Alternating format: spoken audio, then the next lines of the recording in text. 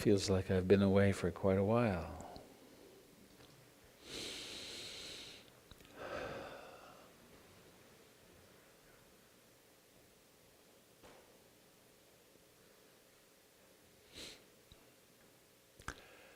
Please take a moment, or 2 or 5. If you wish, if you want to just stay silent, that's also fine. But I encourage you, take a moment to turn to a neighbor and tell them your name, and also some one thing for which you are grateful in this moment.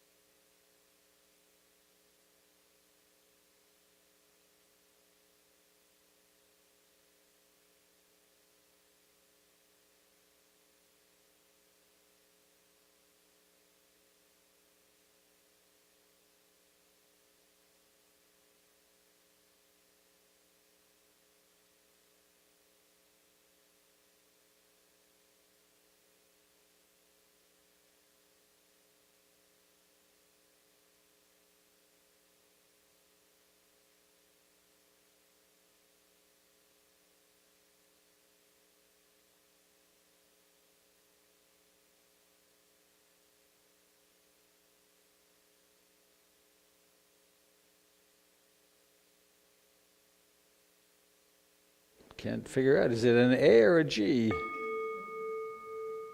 Interesting. You never know.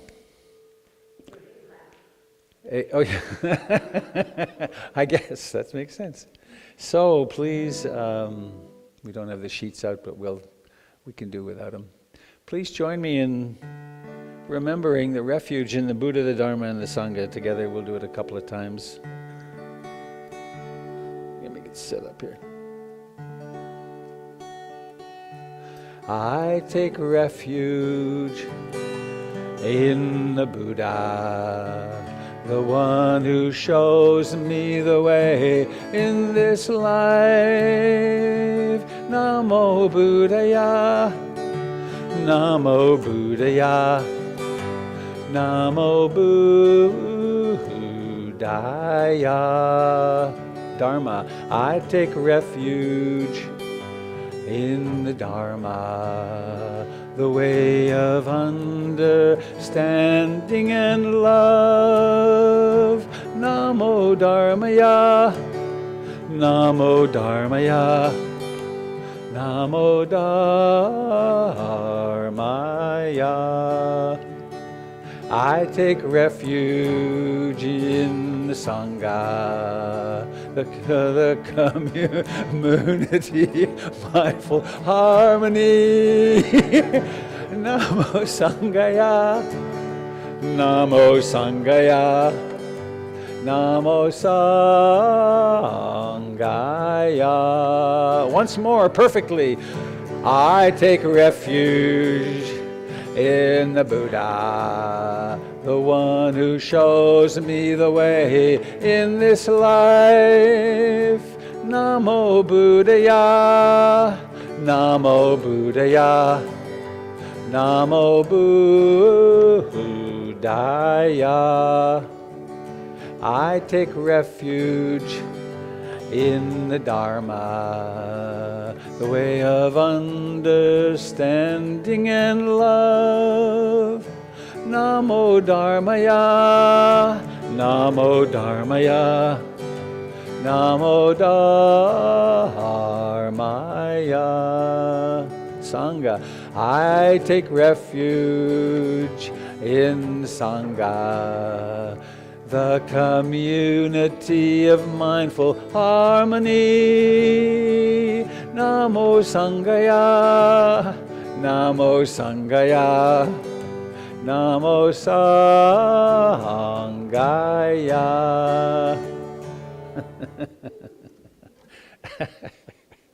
I dared to look up and lost my place. What fun. Buddha Dharma Sangha.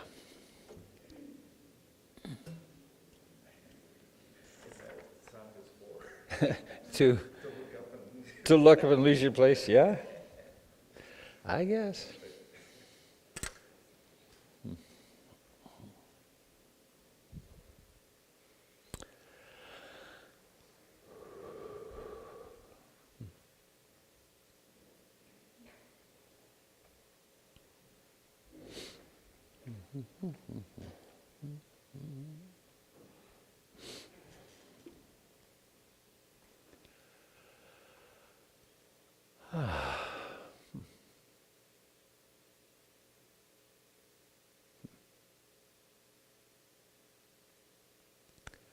So here we are, right here in the present moment, still. So let's do what people of this interest have done now for thousands of years, to stop and sit.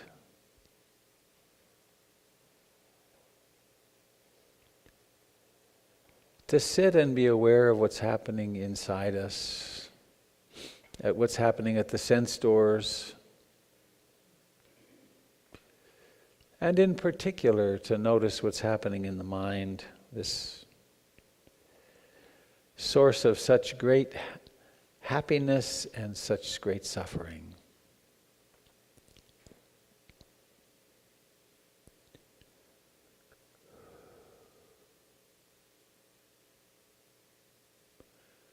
Notice the life of your body where it touches the chair, the cushion, the floor.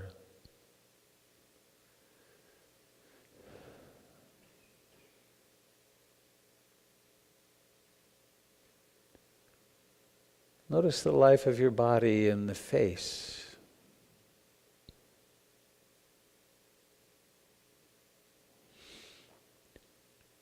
And please let's remember that we are practicing bare attention. And in attending to the face, for instance, is there anything resembling a face in your direct experience? Or is it rather a complex array of sensations?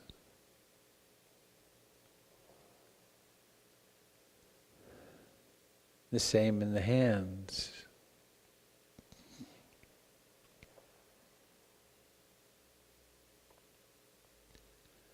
So we go beneath any images or ideas into the direct experience of life in this region of the universe that we could call the hands.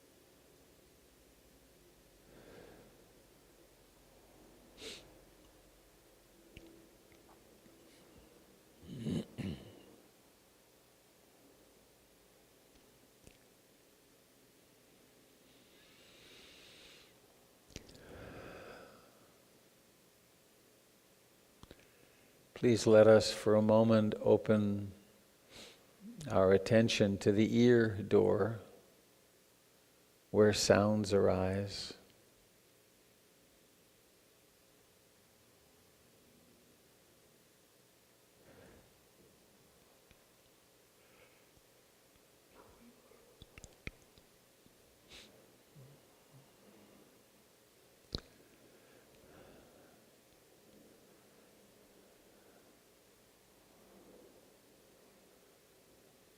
Sounds.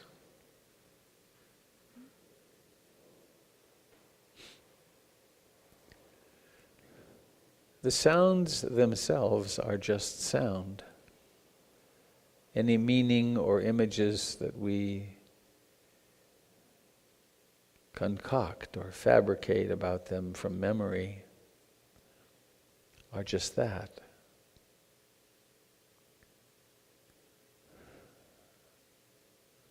But most fortunately, we don't need a silent place to meditate. Human voices are challenging. Crying babies are challenging, when they're yours particularly. But we don't need silence because sounds teach us exactly the same thing that the coming and going of the breath teaches us.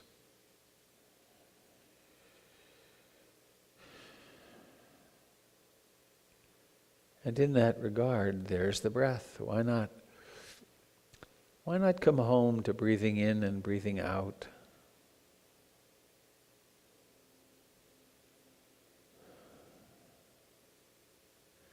This is the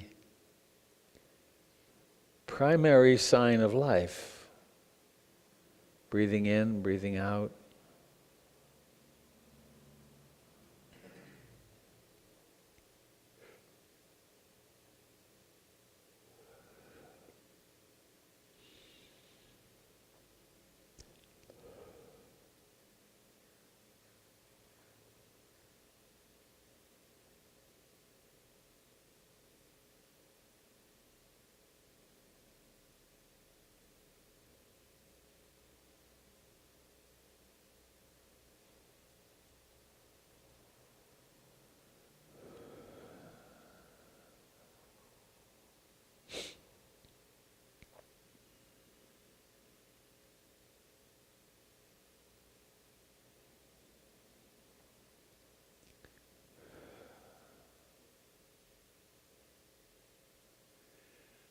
Noticing that each breath has a beginning, a rising to fullness, a decline, and then a vanishing.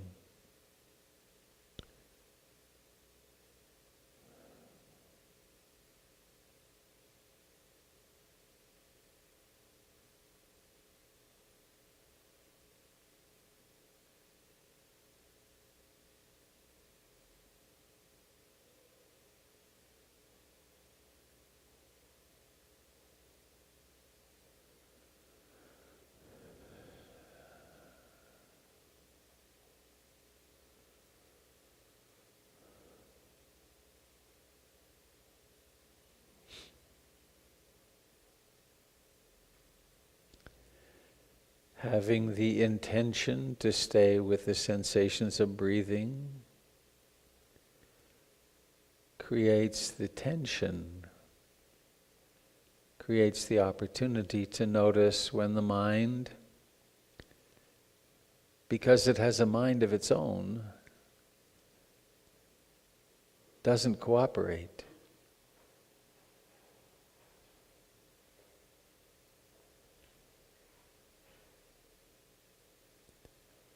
But please let us not go to war with the mind.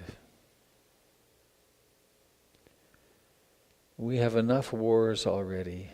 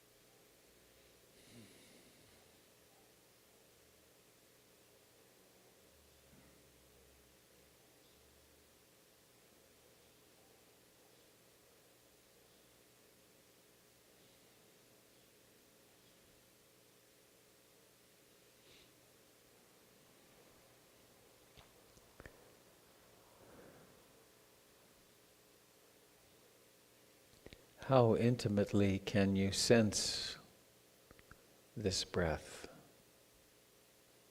Beneath concepts and ideas about it, into actual sensations.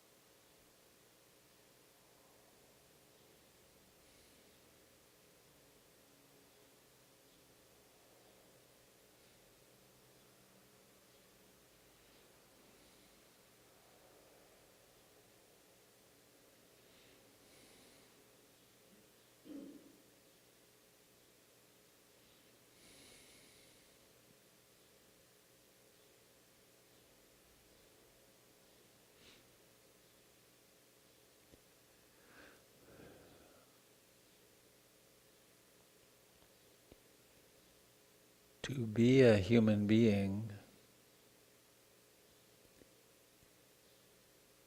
and to be conscious is very challenging.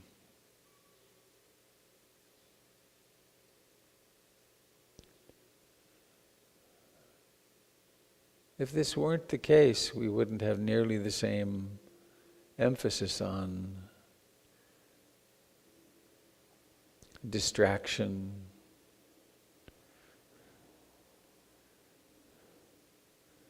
intoxication of different kinds.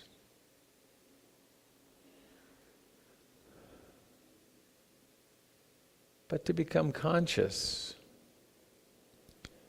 is to encounter the incredible complexity and richness, variety, instability of the human mind.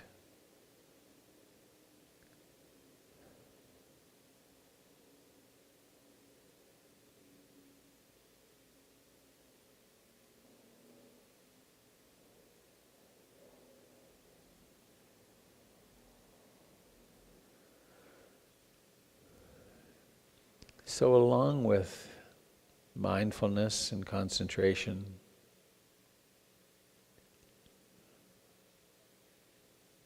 we actively cultivate compassion.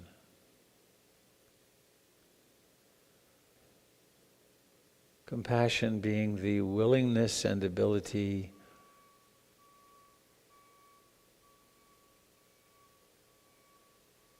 to stay with yourself, to stay awake with your heart open. No matter what arises in your meditation, restlessness, fatigue, fear, desire, aversion, sadness, jealousy, all these normal human experiences.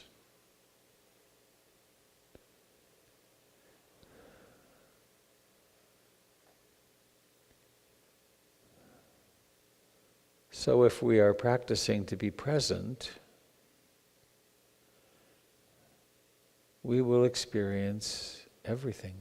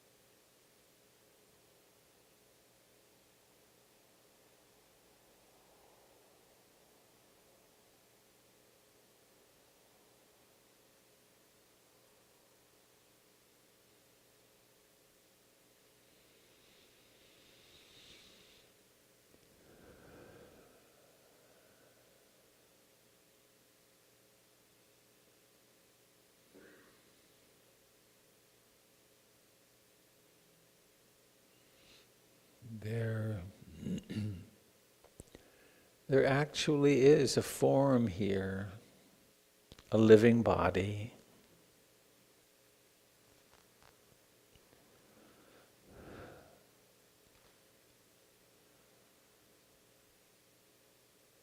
It's not permanent in the long run, but it's very convincing in its presence right now.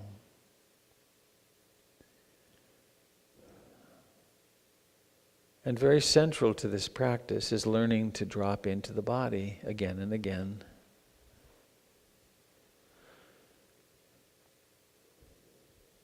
Though each time is always the first. The mind awakens to some distraction, in quotes, some thought, some memory, some emotion. And once again, we take up mindfulness of the actual sensations of breathing.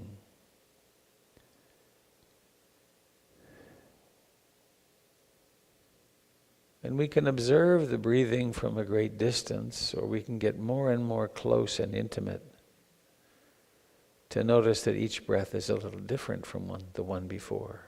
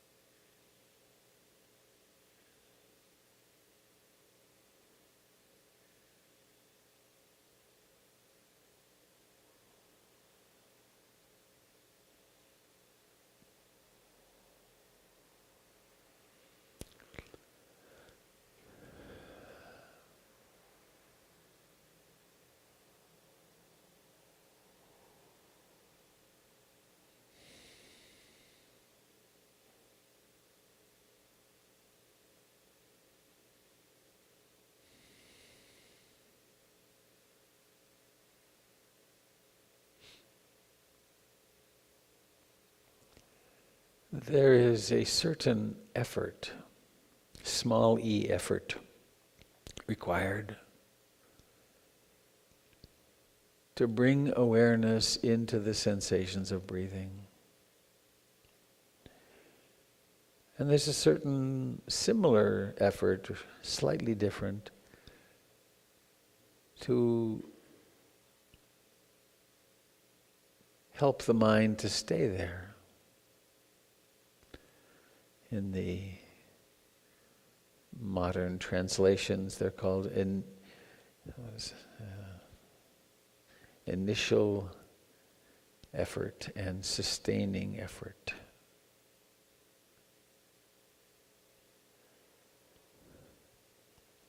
It's possible, though, to hear this as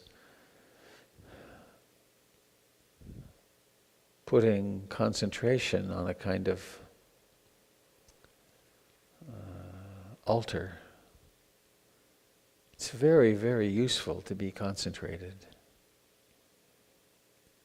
But the development of concentration is a very organic sort of process. It happens over time as we practice kindly, ardently, non-violently.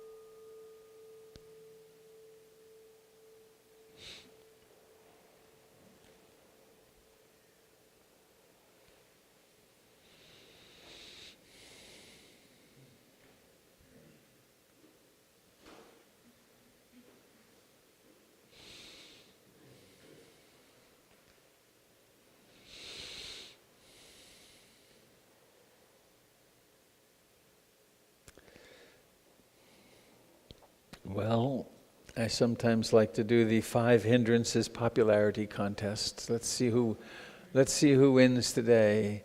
Who experienced desire, wanting during this time? Okay, we won't do a voice vote though. We'll just do it. How about disliking, wanting, not, mind pushing away? Oh, that's okay. More aversion than desire. How about sloth and torpor, dullness, falling asleep? Oh, and restlessness, agitation, worry. And doubt. What am I doing here? I could have slept in. How about sadness? Sadness does well. How about fear? Fear does fairly well. How about happy delight? How about ease, equanimity, things are really okay? 2 hands raised. I can do that, I guess. That's funny. How about just quiet? Nice. Well, I guess it just goes to show that the mind has a mind of its own, huh?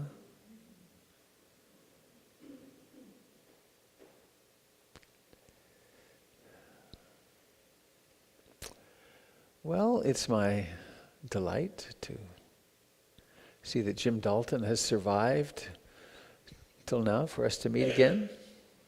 And I trust you will lead the group in some movement. Okay.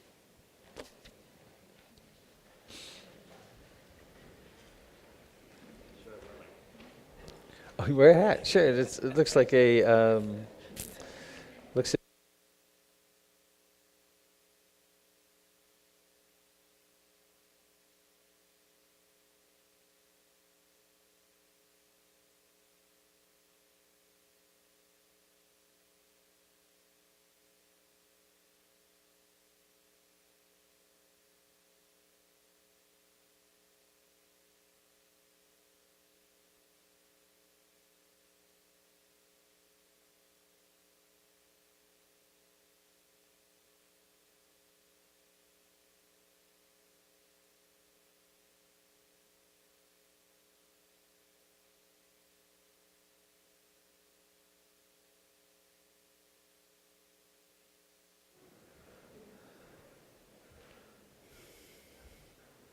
My goodness.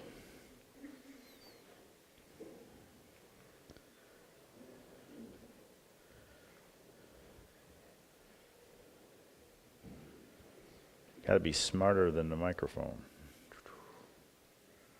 What a nut. Still.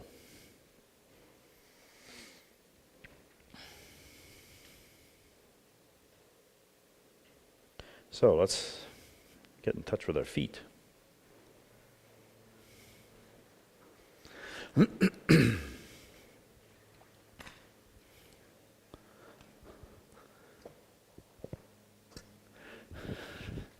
And let the weight move a little bit into one leg and then into the other, and notice how the sensations change. The bottoms of the feet, all the way up and down the leg. Things have to cooperate in order to be balanced and out. Let's do an experiment. We'll bring our feet together and then take one arm and kind of make big circles and feel how unsteady that is when your feet are together. That's why all these guys say start with your feet under your shoulders, and you feel a lot more confident, and you can move back and forth with a lot more stability. You know how to stop gracefully and return without falling on your face. That's good. That's a better way of going through life. So we have roots deep in the earth. So each time we take breath, all the cells of the body get rejuvenated by energy from the earth. And every time we release, we're sloughing off what we don't need, and the earth can make use of it someplace else. So on the next inhale, we'll rise and open the shoulders, and then sink again.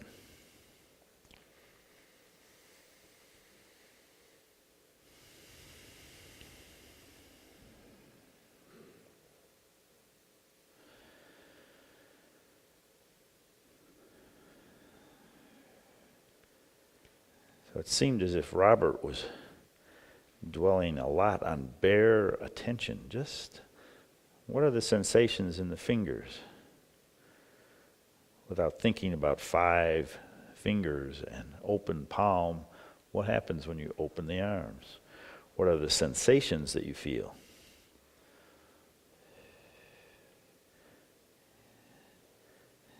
Can we hold our attention on just this gesture?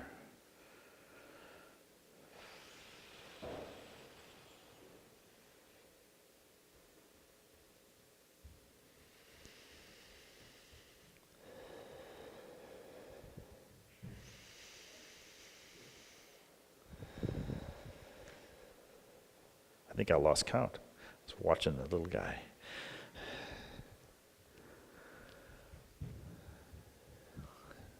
Different rhythm. Overhead, paint a rainbow.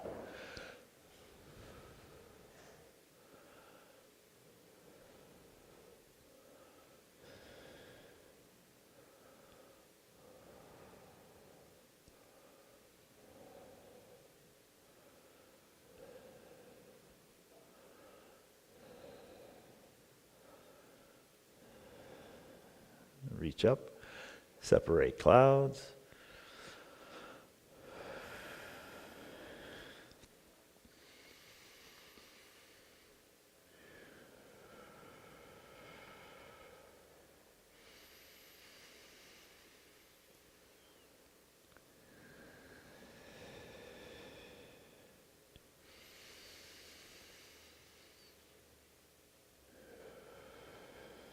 And then open to the world on one side, palms up, and push and pull and open to the other side.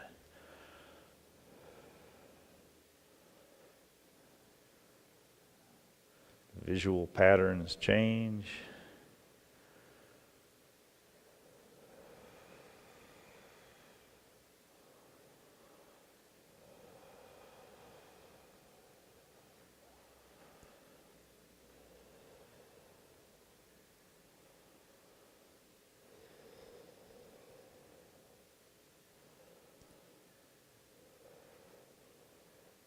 And then we'll roll the shoulders. Not unless it's safe. Just enough to open the chest, squeeze the shoulder blades, sink. Just feeling the sensations that unfold with a simple phrase, roll the shoulders. Lift across. What's happening now?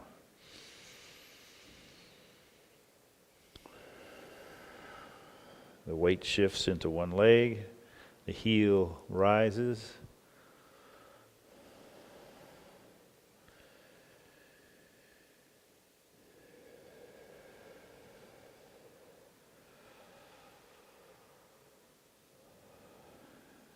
How many cells have to cooperate to get this hand up in the sky?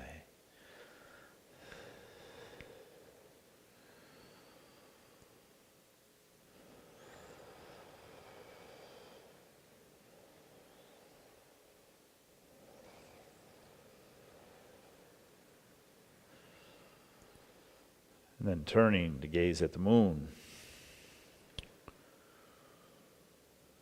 The visual field shifts a lot.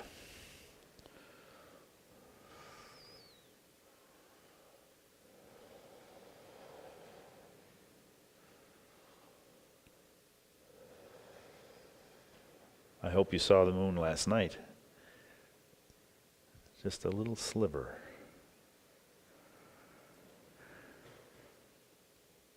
A man named David White wrote a poem about faith. And you have the faith of the sliver moon. It's going to open all the way in a few days.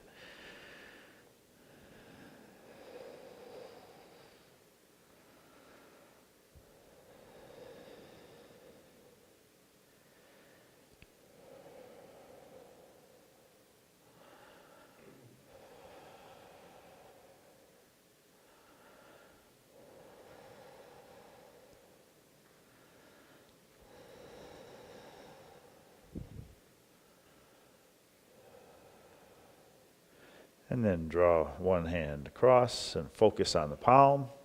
Let the other palm focus towards the earth, and then start across the midline until you're facing the other side. Then switch, imagining a cloud drifting across the sky.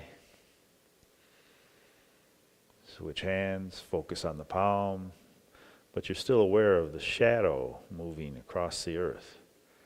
Your eyes can be focused, but your awareness can be large.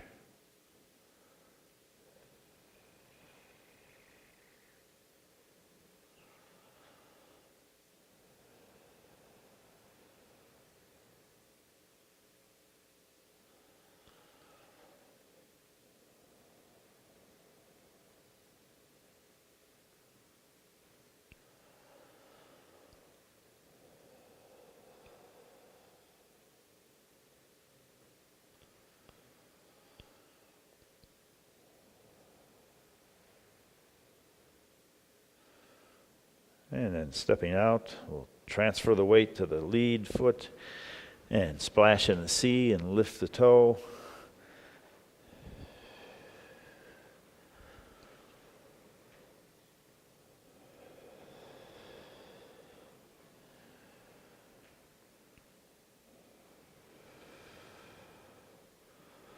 And ride the waves.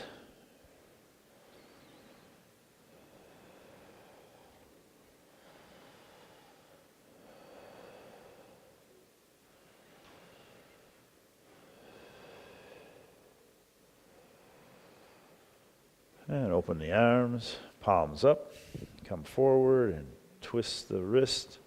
So we have a little spiral going on at the end of the arm,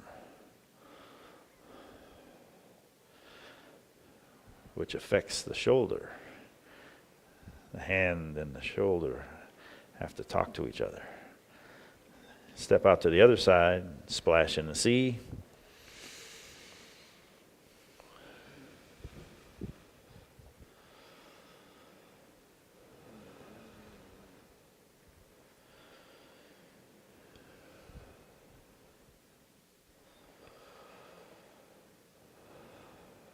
Ride the waves.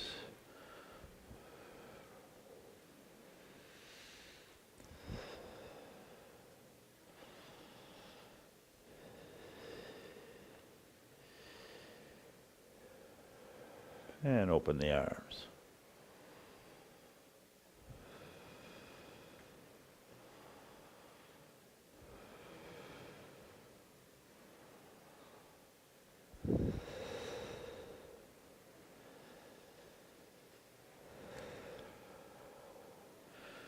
Now coming back to the center, we'll find that stance with stability and confidence and flexibility.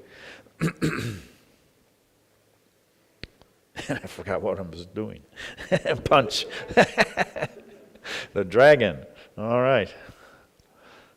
Felt so nice to be stable.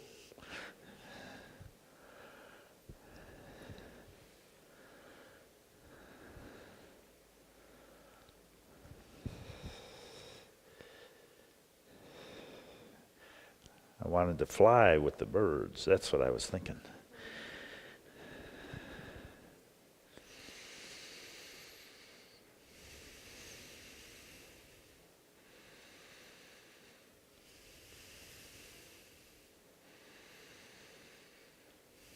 And then turn the wheel.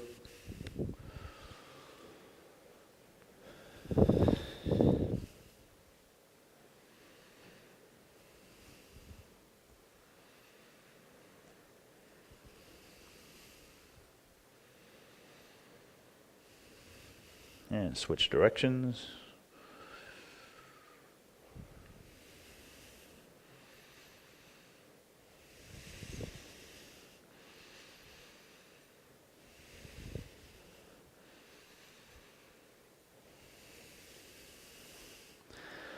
Okay, find that stability again before we play with the marionette.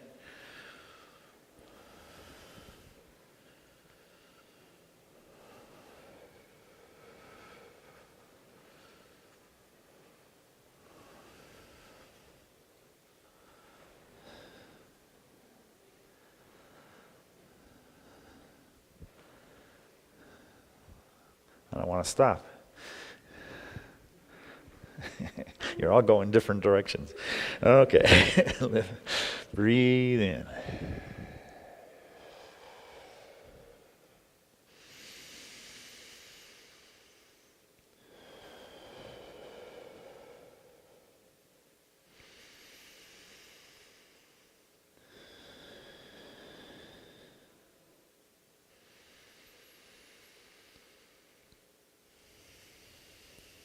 And then we come to stillness and notice that there's lots of life in this body.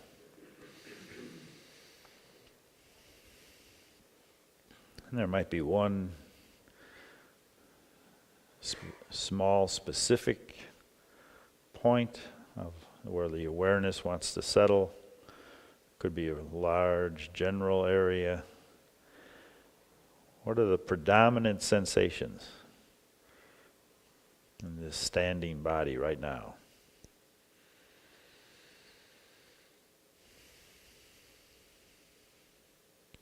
Pressure at the bottom of the feet. Lightness in the chest with each inhale.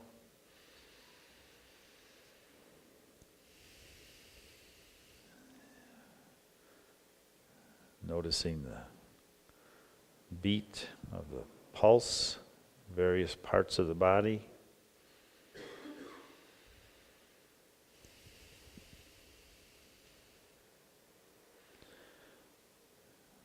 But standing still does not mean lifelessness. There's fullness, like a river of sensation flowing through the body.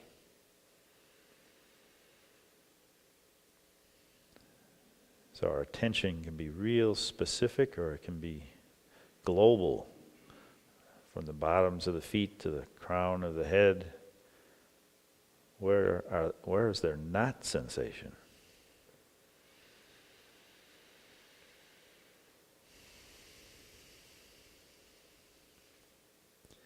And then feeling gratitude for being vertical again. Thank you very much.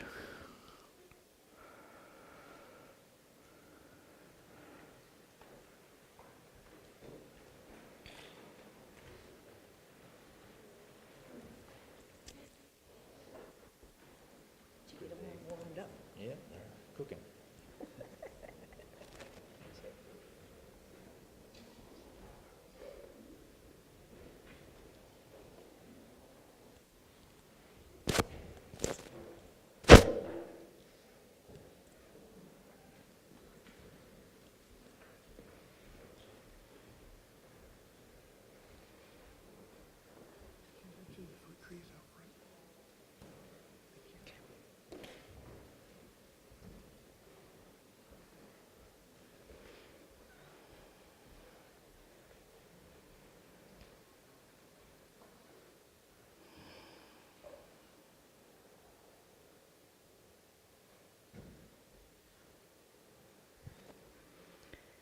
Good morning, everybody. It's good to see you all. I'm Kate with the news the day. Update, there is fresh fruit out on the trees in that direction. And if you would like, please help yourself. It's good stuff. A reminder that we have Dharma consults after the Dharma talk every week. Today Greg's here. Greg? And they're in this little room right here. There's a sign-up sheet at the back of the room. They're 20-minute conversations, so please, if you're interested in having a little one-on-one with a sweet and experienced practitioner, that would be Gregory. Frank, do you want to talk about KM?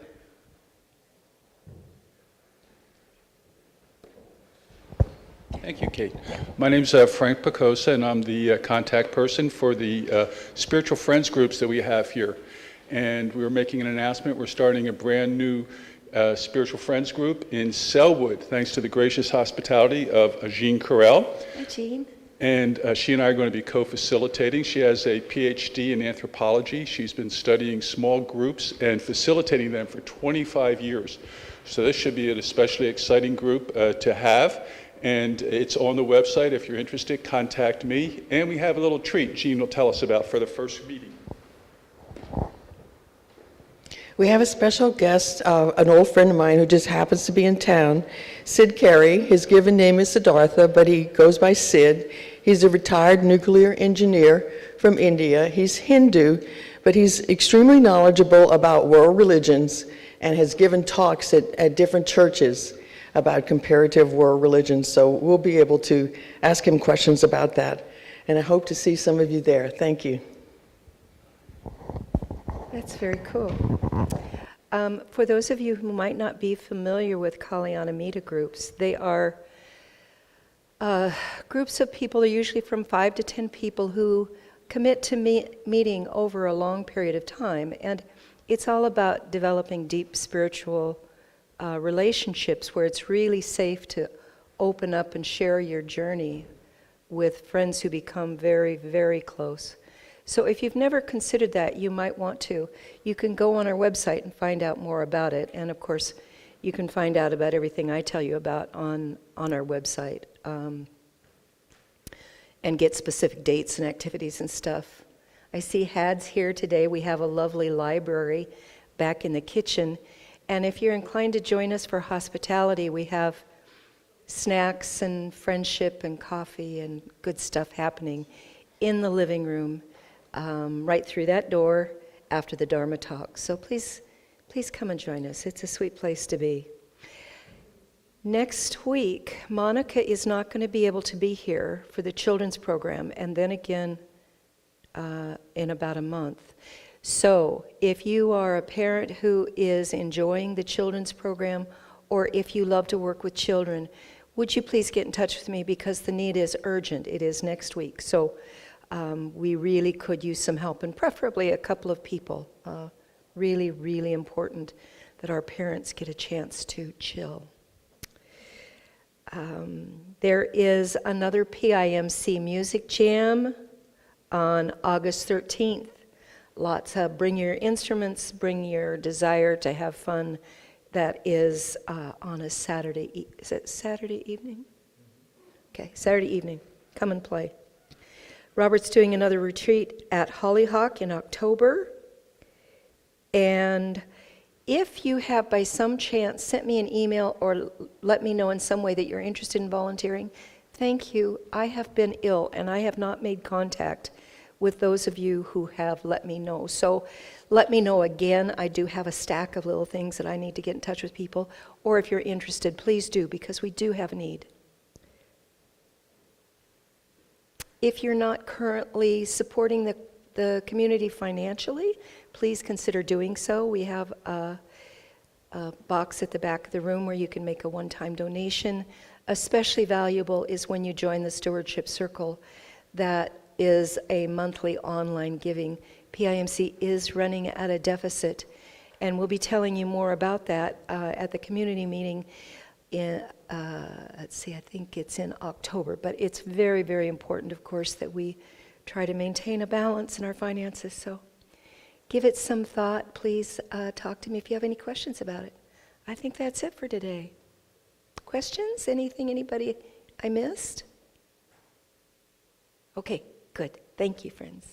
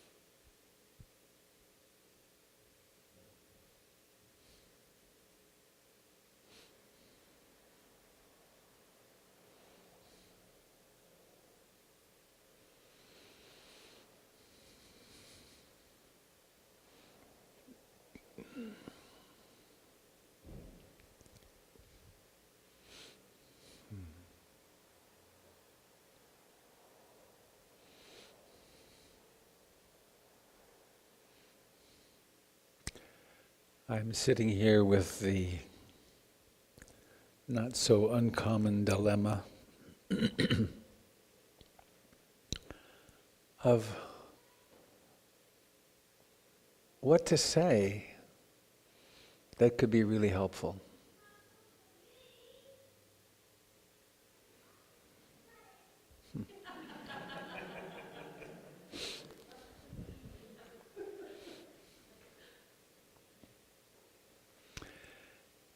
I'm just back. It feels like I'm just back from the second of 2 retreats in a row. Is this sound okay, volume-wise? Yeah. And I feel like I learned a lot. I certainly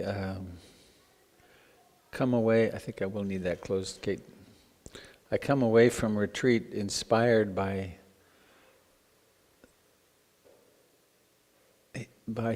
us human beings, who, if we're willing to stop and look inside, we really can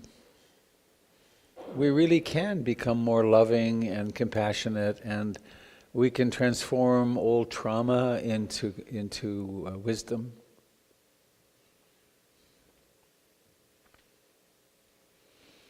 And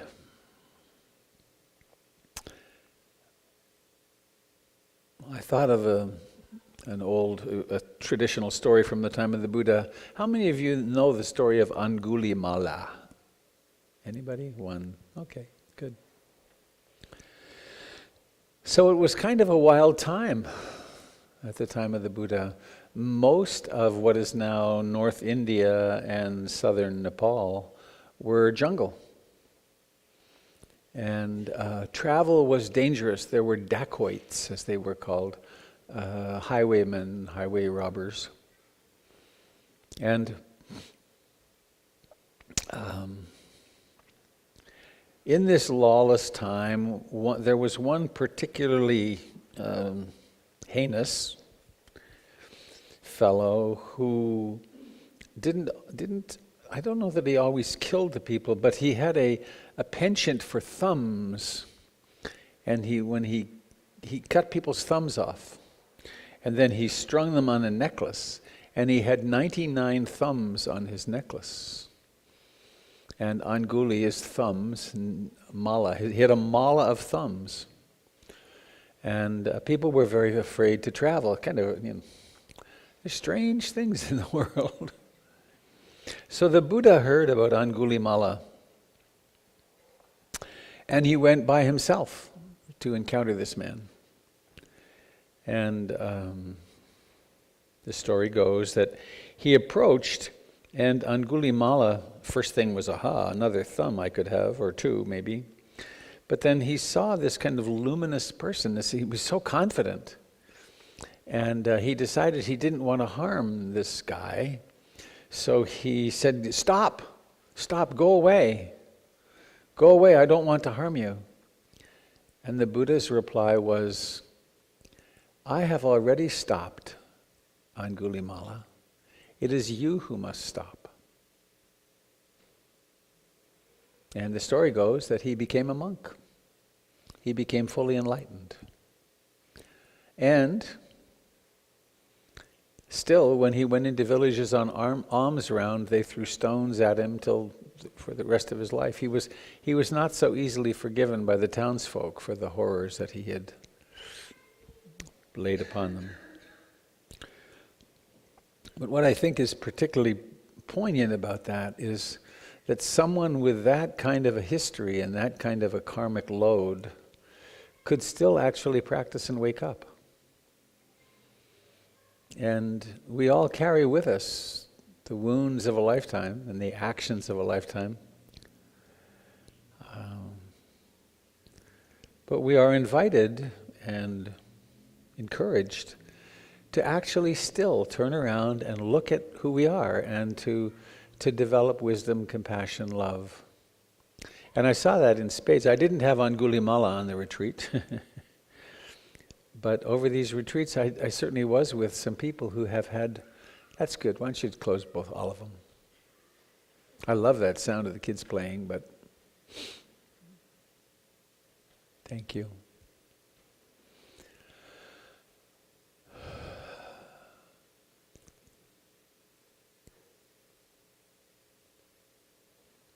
It seems that within reason, no matter how wounded we are, if we just diligently turn to our practice, we can in fact make inroads.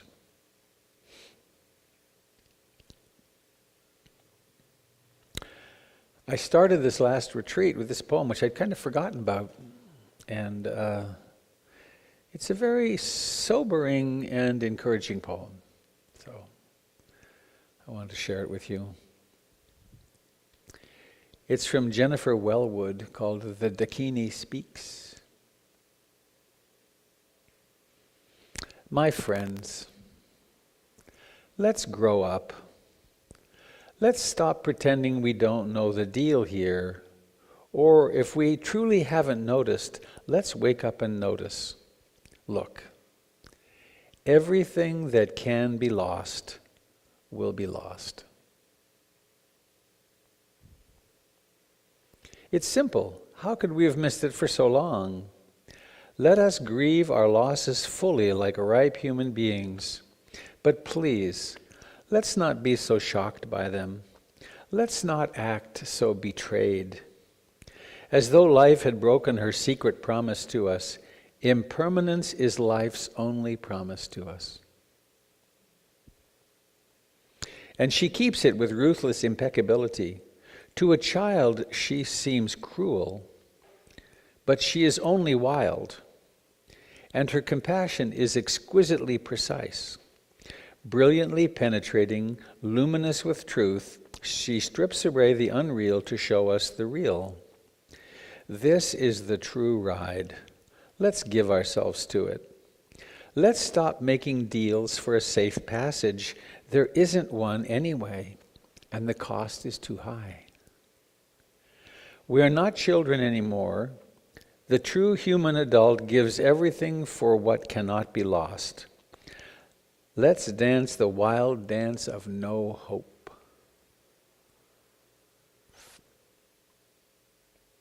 Kind of an exciting poem, isn't it?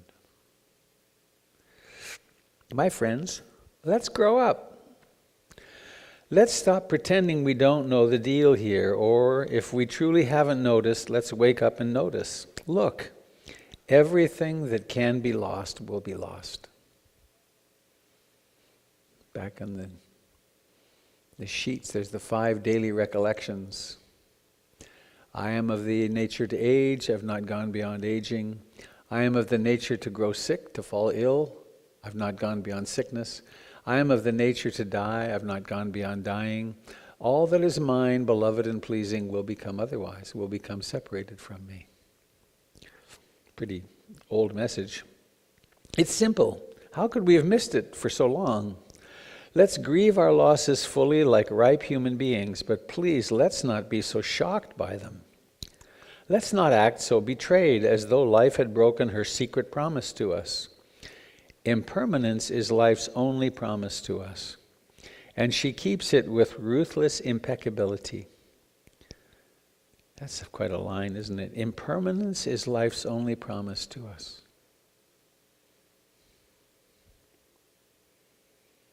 And she keeps it with ruthless impeccability. To a child, she seems cruel, but she is only wild. And her compassion is exquisitely precise, brilliantly penetrating, luminous with truth. She strips away the unreal to show us the real. This is the true ride. Let's give ourselves to it. Let's stop making deals for a safe passage. There isn't one anyway, and the cost is too high. We are not children anymore. The true human adult gives everything for what cannot be lost. Let's dance the wild dance of no hope. That's kind of a potent last line, isn't it? Let's dance the wild dance of no hope. I have a nice response to that line, which is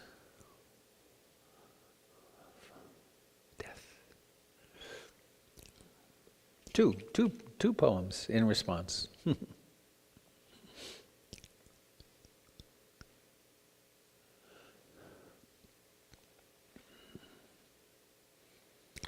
It's good to use the best china, the most genuine goblets, the oldest lace tablecloth. There's a risk, of course, every time you use anything or anyone shares an inmost moment or a fragile cup of revelation.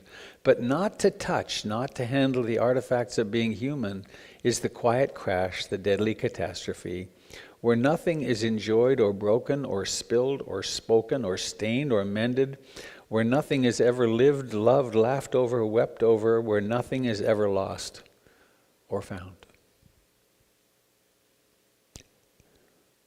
It's good to use the best china. Do you have things you're saving up for later somehow? Let's not use that, it could get broken. It's good to use the best china, the most genuine goblets, the oldest lace tablecloth. There's a risk, of course, every time you use anything or anyone shares an inmost moment. There's a risk when anyone shares an inmost moment. Dare we be intimate with each other? Or a fragile cup of revelation, but not to touch, not to handle the artifacts of being human is the quiet crash, the deadly catastrophe, where nothing is enjoyed or broken or spilled or spoken or stained or mended, where nothing is ever lived, loved, laughed over, wept over, where nothing is ever lost or found. And, can I find this one? Oh yeah, here it is.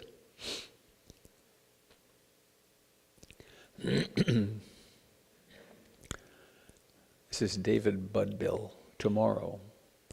Tomorrow we are bones and ash, the roots of weeds poking through our skulls. Today, simple clothes, empty mind, full stomach, alive, aware, right here, right now, drunk on music. Who even needs wine? Come on, sweetheart, let's go dancing while we've still got feet. Tomorrow we are bones and ash, the roots of weeds poking through our skulls. Today, simple clothes, empty mind, full stomach, alive, aware, right here, right now, drunk on music. Who even needs wine? Come on, sweetheart, let's go dancing while we've still got feet.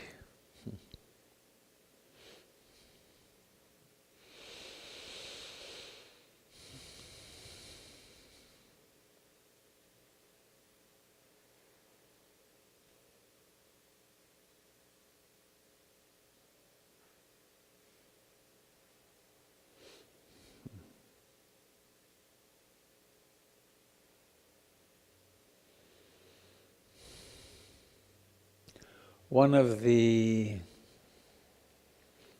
central hypotheses, I could back up a step. I was well-trained, inculcated, well-trained in the scientific method in college, high school, college. And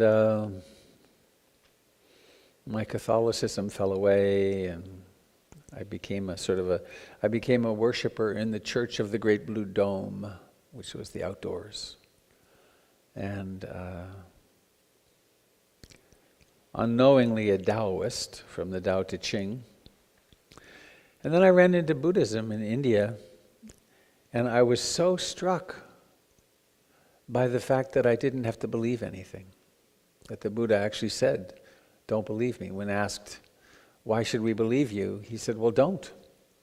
But do try what I'm suggesting. And then test it and see if it leads to your happiness and the happiness of your loved ones and, in fact, the happiness of all beings."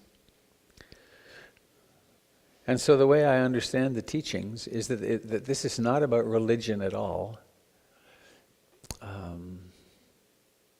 but that it's really about an experimental process of how to test several hypotheses and see if, in fact, the very testing of them leads us to happiness.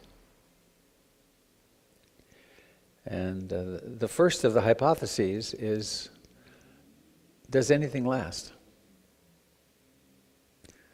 Given all the effort that we make to make things stable and lasting. Does anything stay stable and lasting that you've been able to find so far? I was amazed how out of control the garden was when I got home.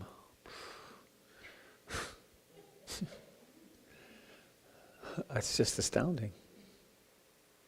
And there's some tomatoes in cages.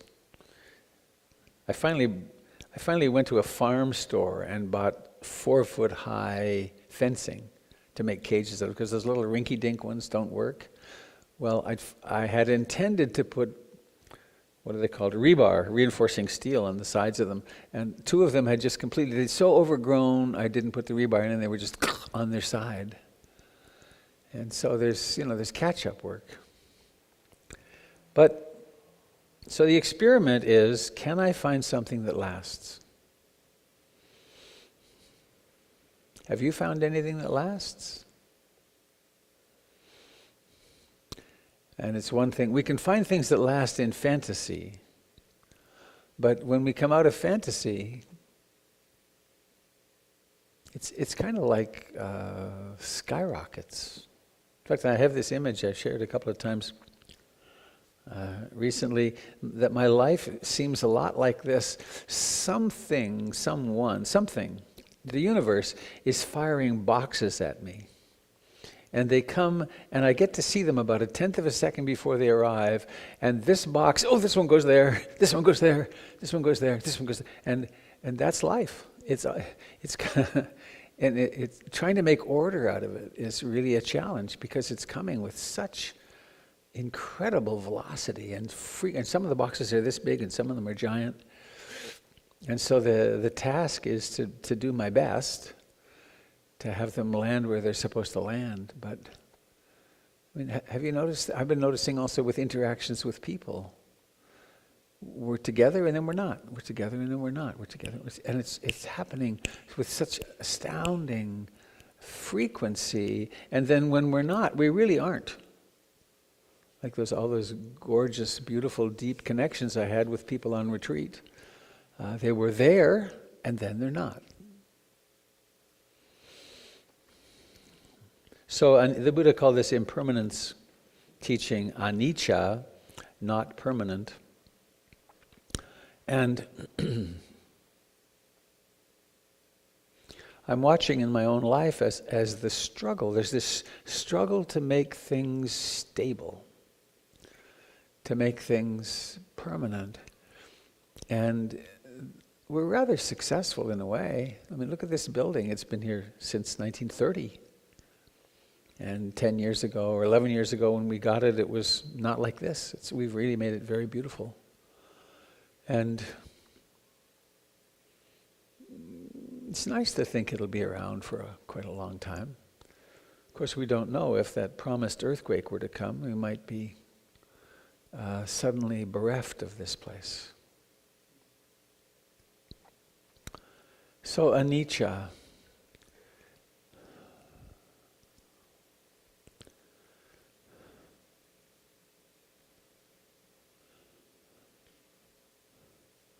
We are surprised, aren't we? Are you surprised when the car starter goes out and you can't drive away?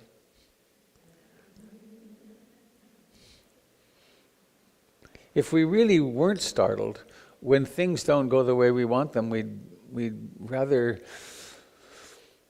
calmly say, well, like about the starter, oh, I knew it would happen, right? This is a car. I knew it wouldn't start. Or now it gets a little closer to home when we don't feel so good and we go to the doctor and we get back some kind of difficult diagnosis. Pretty challenging to say, aha, I knew it would break down, because we're so remarkably identified.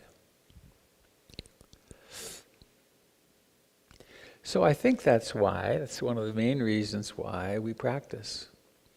One reason is for stress management, a perfectly reasonable, powerful way to practice. Reason, so that we aren't so stressed. Another is for psychological and emotional well-being. But there's this third, which is to really ask the question, who am I? Who am I really? And to discover that we're not any of the things we think we are. because they're all fleeting.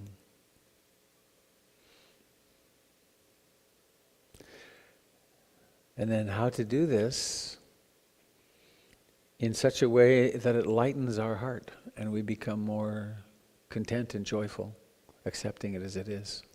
That's really the magic, isn't it? Or the what would you call it? Alchemy. But I certainly see it happen. I saw it on these last 2 retreats.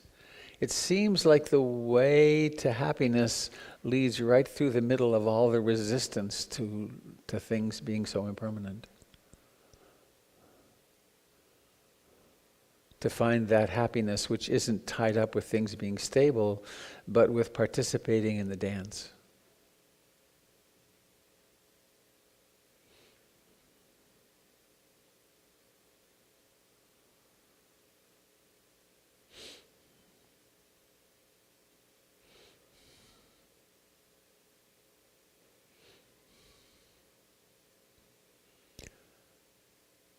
So what do you think?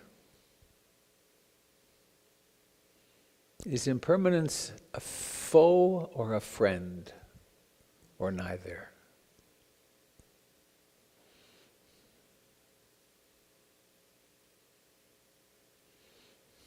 Are there changes afoot against which you're fighting? Are there changes afoot which you're celebrating?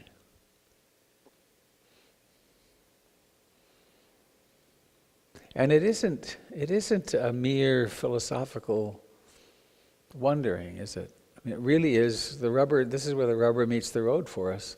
Our lives keep changing radically.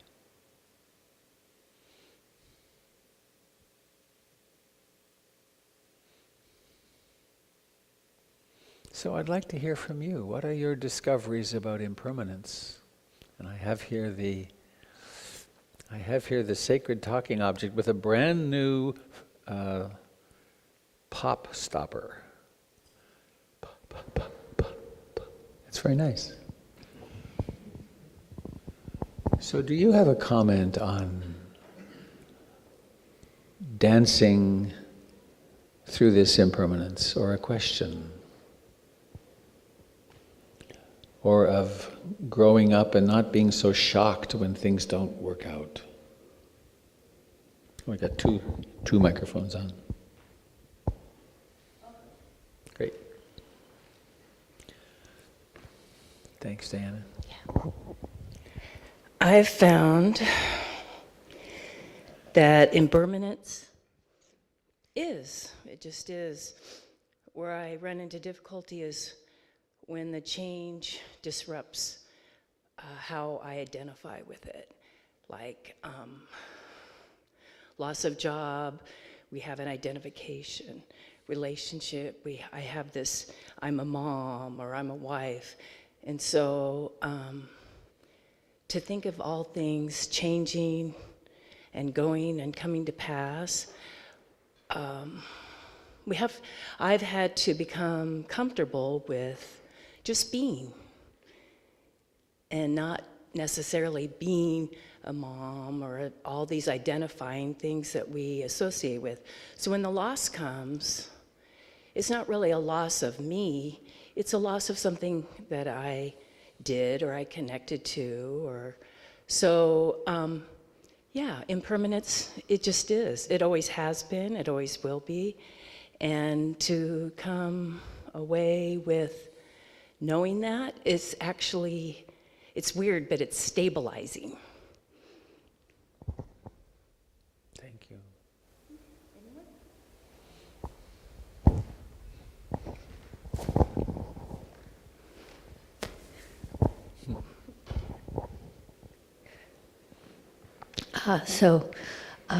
While we were sitting, Robert, you mentioned each breath being different. Not that that's something that you haven't mentioned before, but it hit me this time, this particular impermanence that has to do with the breath, and that every moment we're not aware, we're missing. Every moment being unique, we're missing a million things a moment. And I think that we can find great joy in this. We can take great pleasure in each moment this way by recognizing their impermanence.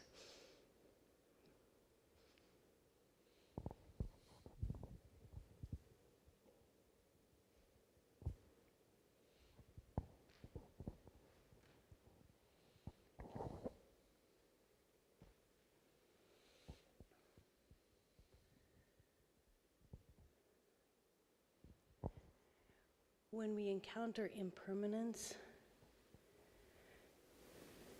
we can feel the loss. Can you And- hold it a little closer? Thank Yes, you. I can.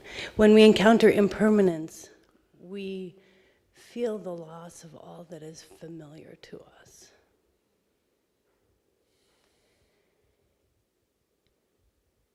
And the unknown is ahead of us. And that's what we don't know. And that's what's scary. And that's where we can't see all the things we'll gain.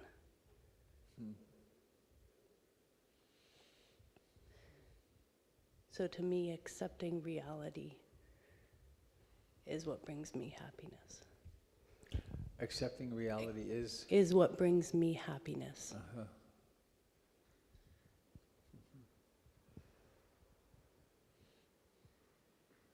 That's a different kind of happiness than necessarily getting what we want, isn't it?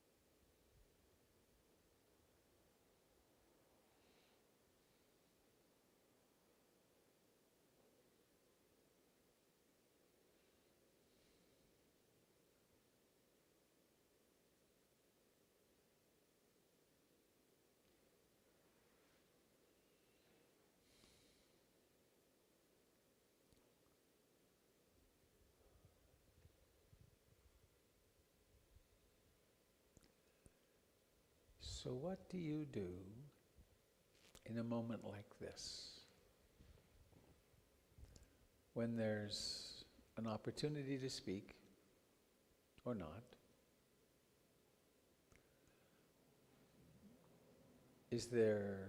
What's your inner experience? And if you were to choose what to do internally, what might you do? And I'm aware of the programming in here, which has evolved a lot over the years, which is a kind of curiosity. Will anyone speak? And then a dropping back into the moment of, it doesn't matter. Someone might not. Because there's always the extraordinary experience of life unfolding right in here.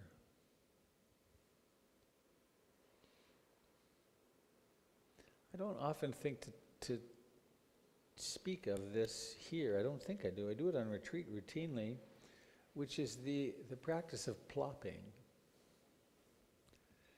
So nothing particular is happening in the world. Why don't you just plop into your body? Which means, oh, it's sitting here. Can you notice how extraordinarily alive your body is right now? And if it would help to let your eyes close, let that happen. It's fine. Or they can stay open. Doesn't matter. What do you find when you plop into your body?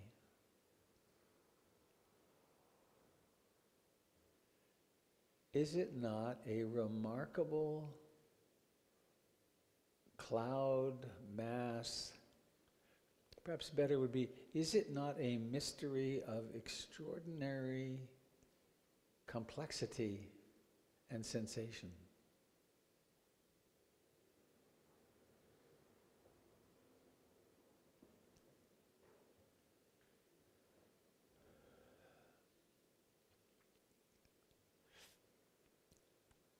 And the body comes along with the mind. So,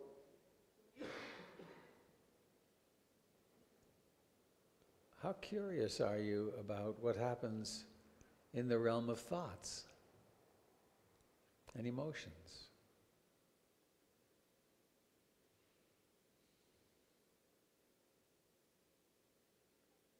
Are there thoughts? If there are, where do they happen?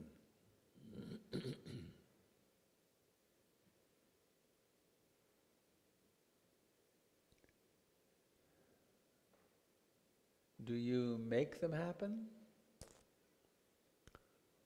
Or do thoughts actually think themselves?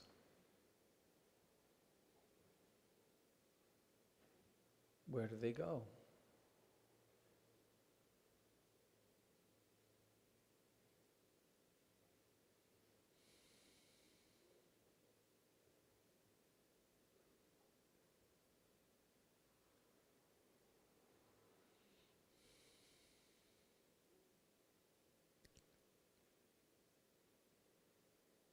And if there are thoughts,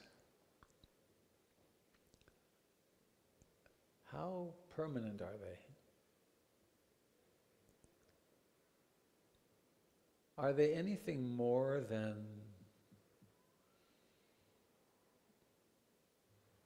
fireworks?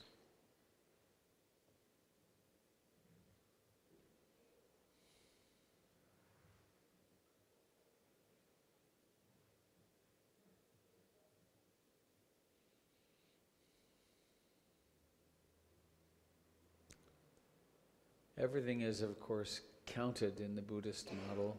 6 of this and 4 of that, and 7 of these and 52 of those. And amongst the 7 enlightenment factors, there's mindfulness, and the second one is the quality of curiosity. So how curious is this mind right now about what's happening?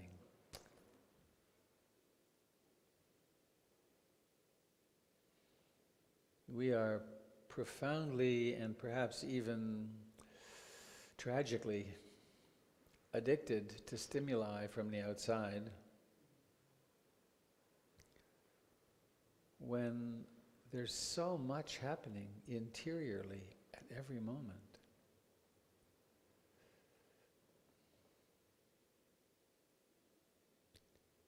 What's happening in this cloud of sensations that we would generally call my body?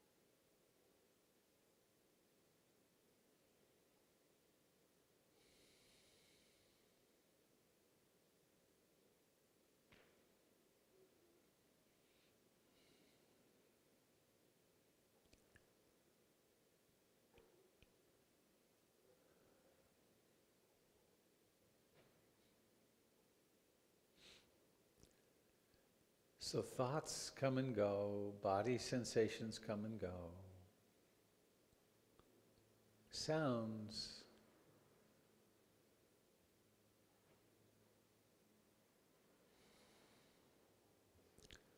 Notice how sounds, including this voice, are utterly impermanent.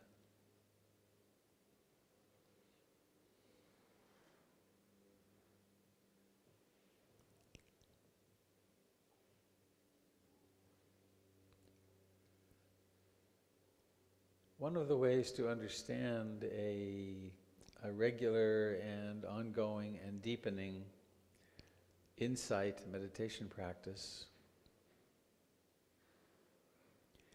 is that we're carrying out the experiment one moment at a time in a very precise fashion. What's lasting?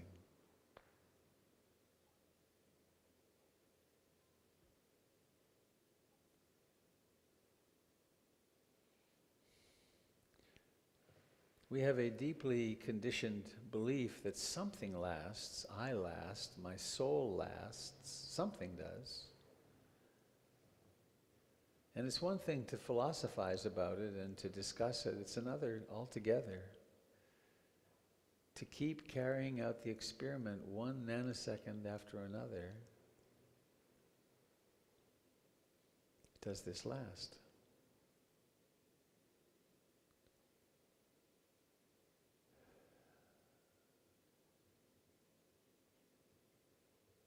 Does this breath last? Does this thought last?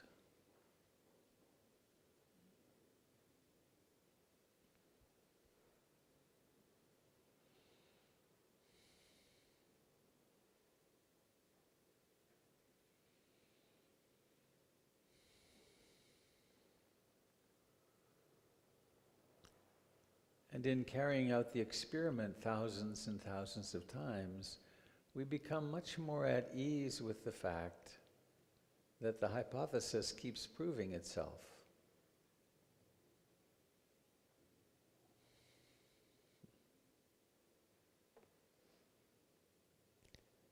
Things so often don't turn out as I expect, as I hope.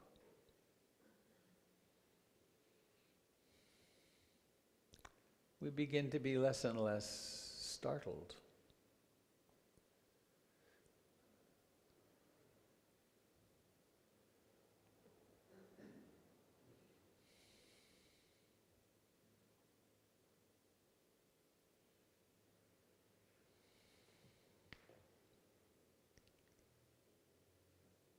Please be home as fully as possible for the next 10 breaths. Be here in your body, breathing in and out.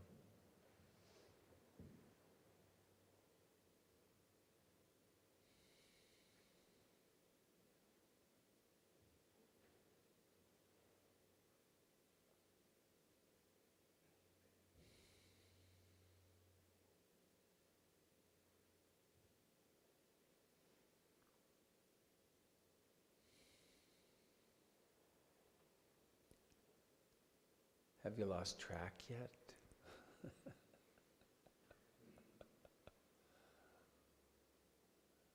Doesn't matter.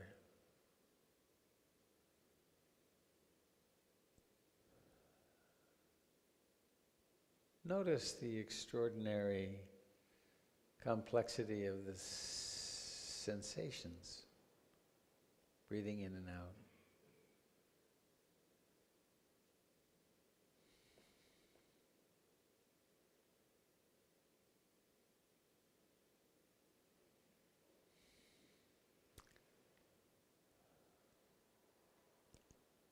And let's, for curiosity, take a little trip.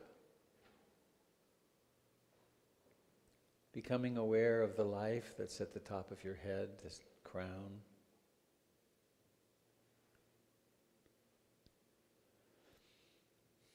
And then letting awareness, inspiring awareness, to open in the forehead, in the face, in the sides of the head,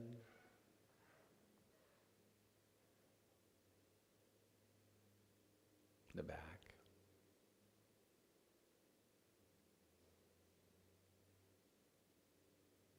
in the neck,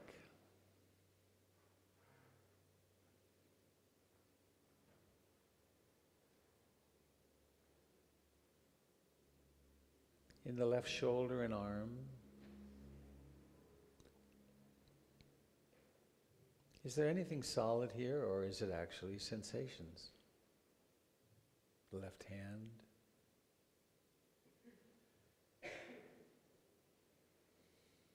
The right shoulder and arm.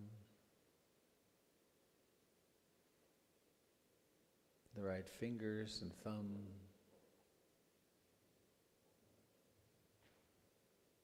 Tuning in on the life here, the sensations.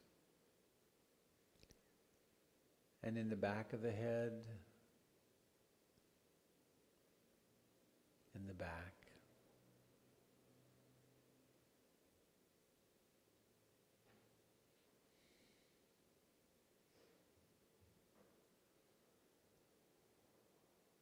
Is there anything solid in your back, or is it life? In the buttocks?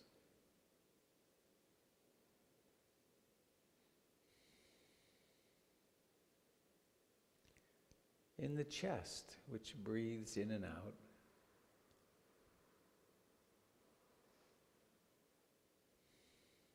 Solar plexus, abdomen, genitals,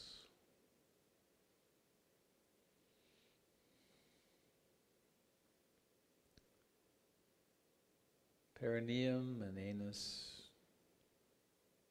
life in the thighs,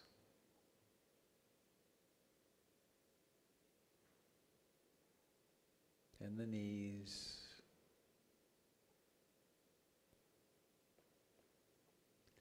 the lower leg, the ankles, the feet and the toes.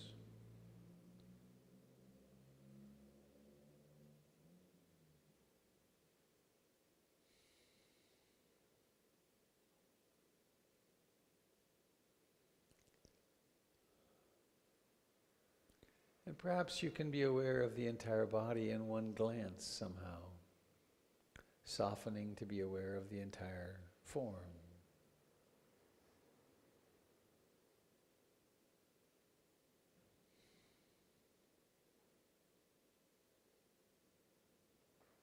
In the midst of this, breathing happens.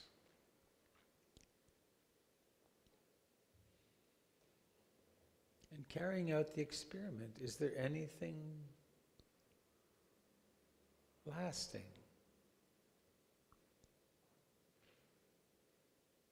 Is there anything lasting, or is this miracle of aliveness just what it is in this moment?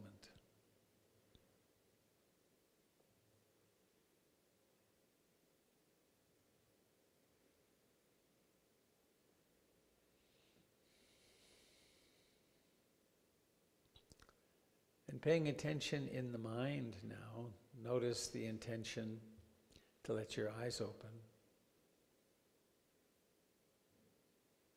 And then notice how that happens. How do the eyes open? Become aware of seeing.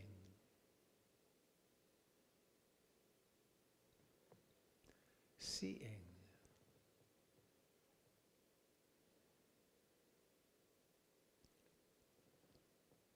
And then if you let your eyes slowly close again, watch what happens to seeing.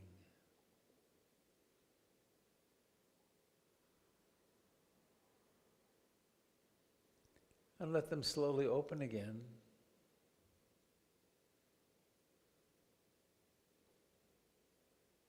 Seeing.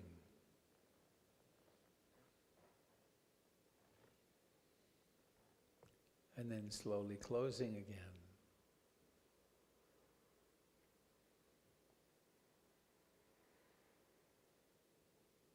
And then opening again.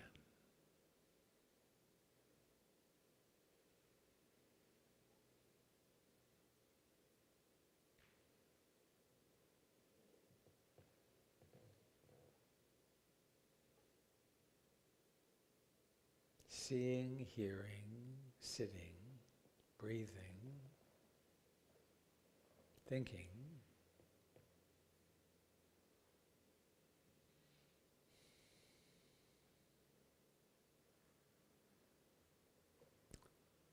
Plopping into the body of this moment, plopping into the mind of this moment.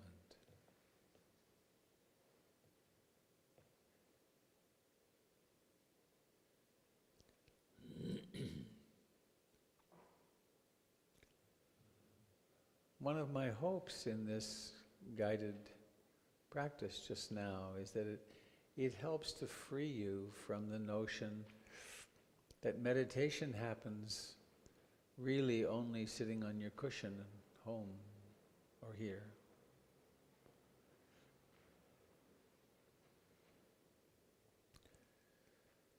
Once my kids were old enough, I was still pretty tired when they were little, always, but I would deputize one of them or both in the car at a stoplight, and I would say, "You've got the light." And I would pass out. At least I'd go limp. Be aware of breathing. And then this excited child who'd been watching like a hawk would say, "It's green, it's green." And I'd get to drive off. Having had a minute or 30 seconds of deep meditative rest. That's real meditation.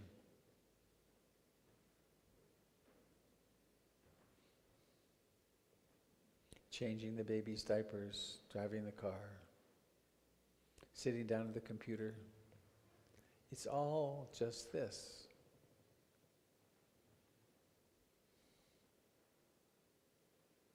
And if we really get it, that it's not about being in some altered state of bliss, then we can really practice all the time, whenever we remember. Right now, seeing, hearing, sitting. Noticing the mood that's present right now.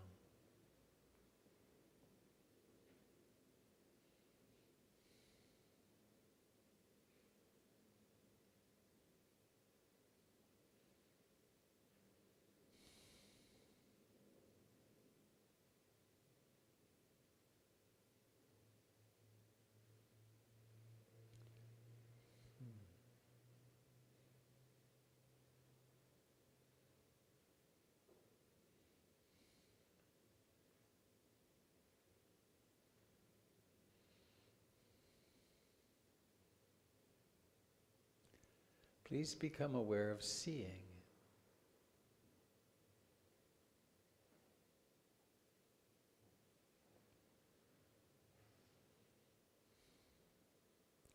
This is a practice that in the last 6 months or so has achieved a very new meaning for me. Somehow or another it's becoming more apparent that there's just seeing. Seeing. The mind gets pretty calm when it's just seeing. It's not seeing with some evaluation or opinion, it's just seeing.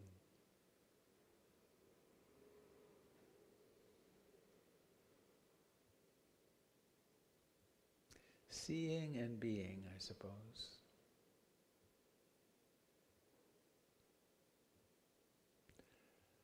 Well, in a few moments, I'm going to ask you to stand and make a big circle. And I'd like to ask you to do that with absolute delight and attention to the details of how it is that your body changes from sitting to standing. No rush. In fact, let's take at least a couple of minutes. A minute. Get too slow. As though you were moving in thick honey.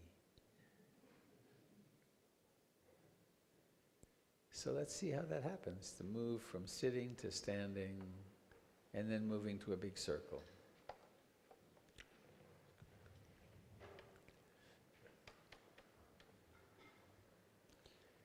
And any of you who would like to join us in the sacred inner circle with the children, please do. I think we're a small kids group today.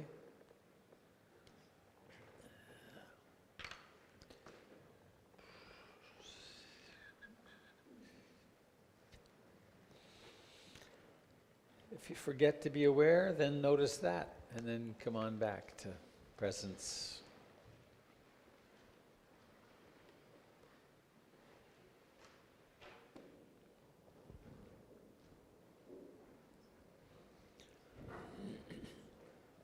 Okay. Thank you.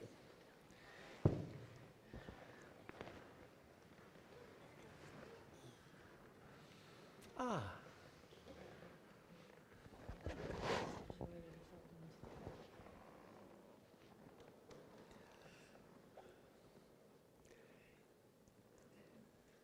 If they don't come, we can blow out the candle.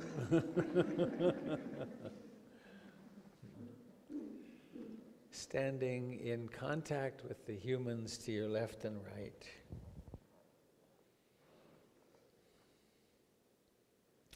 Precious, one of a kind, ever in the universe.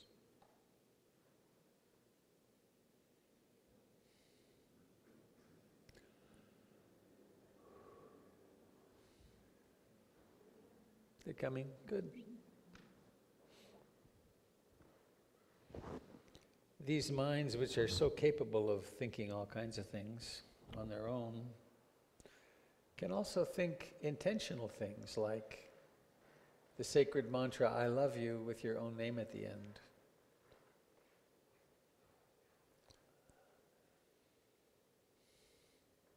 And if that's difficult, then there's a practice for you. And give the hand on your left or right a little squeeze, and notice there's a person there. There's a contact there. And then you could wish that person or persons well.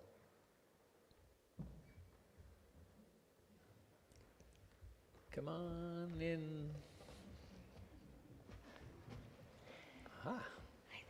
I think you've met before.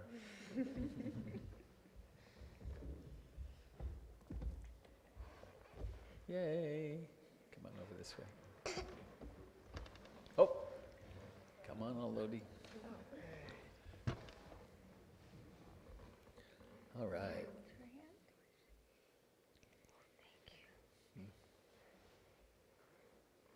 That's my foot. That's my foot. Can you feel that foot under there? Yes. You can? Is that your leg? It is your leg. All right. Yeah. This is my leg. Can you feel that? Yes. I see.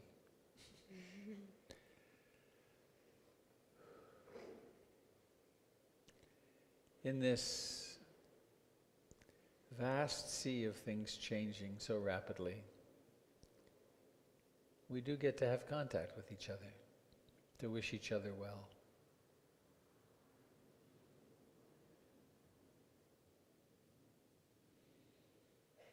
And are we prepared to sing a little song, kids-wise, or should we do it as grown-ups? What's the scoop? We'll all do it together. So the words, may all beings be happy, 3 times, and sadhu, which means well done, or may it be thus.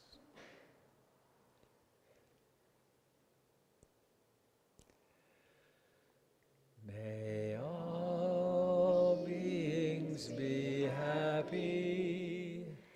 May all beings be happy. May all beings be happy. Sadhu, sadhu, sadhu.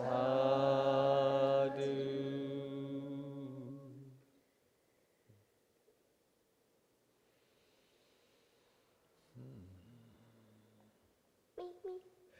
I'll blow at the candle. Well, how about, not yet, we're gonna, oh, I know you want to, I want to too. I'm gonna count to 3, and then after that, we'll blow, okay?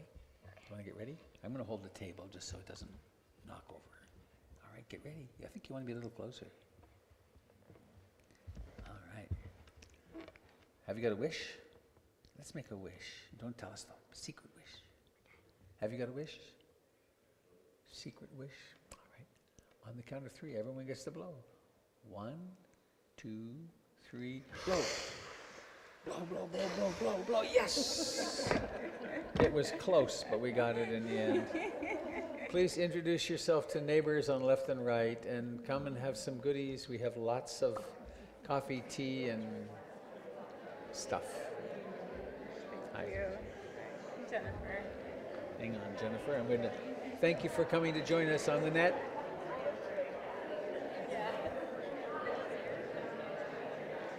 You had a very small group today. Which I'm very fond. My wife is called Jennifer. Oh. Who's this? Ramona. Ramona.